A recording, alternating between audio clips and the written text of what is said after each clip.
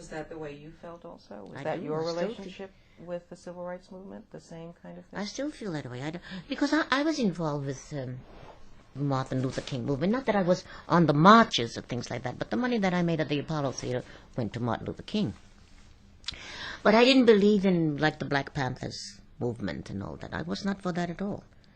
And the Black Panthers and I had our moments, because they caught me on the elevator in Chicago at the Palmer House Hotel where I was working, because they knew that I was for Martin Luther King's thinking. And there was 4 of them, huge, wonderful guys.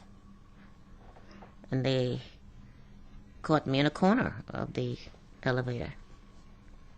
And they said, "We want you to be on our side." I never said anything, because they knew where I stood. Never said a word. And they said, "If you don't join us, we'll get you when you come to Harlem." They knew I was coming into the Apollo Theater shortly thereafter. I never said a word. I went to the Apollo Theater with exactly the same act that I was doing at the Persian Room, when the agents said to me, "You'll never be success at the Apollo Theater because they don't understand you. You're too much above the people's head," which I thought was an insult to the people. So I took the same act up there. And my musicians wouldn't go with me because they said, "You're going to make an ass of yourself, singing in all those languages." So I went up and rehearsed the band myself. And what kind of response did you get? They were standing in line all the way up to 7th Avenue, from 8th Avenue to 7th Avenue. Instead of doing 2 or 3 shows a day, I was doing 5 and 6 shows a day. Why do you think you got that response? When everybody was saying, no, this isn't The agents were saying no. Do the agents? Band members were saying no. That's right.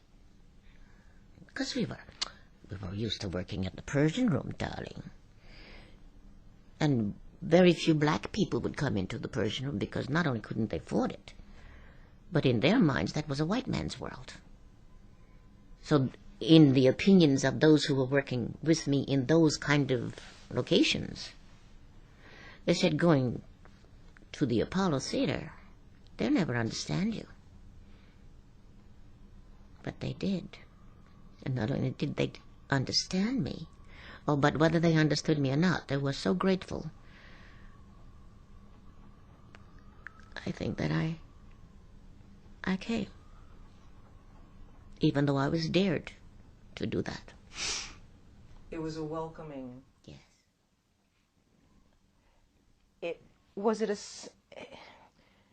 similar feeling in some ways to when you came back to the United States and for Timbuktu, Jeffrey Holder, and you appeared on the stage that first time, and the audience reception was so extraordinary for you?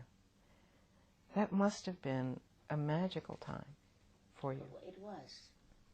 Even though I don't think I understood it at the time. I recognized it later. That the people, no matter what color, if they appreciate you as a person, you have no color, because they can feel your value. And when I came in on the hands of Tony Carroll, who carried me in one hand like that, and when I came, even before I hit the floor, before my foot hit the floor, there was a standing ovation,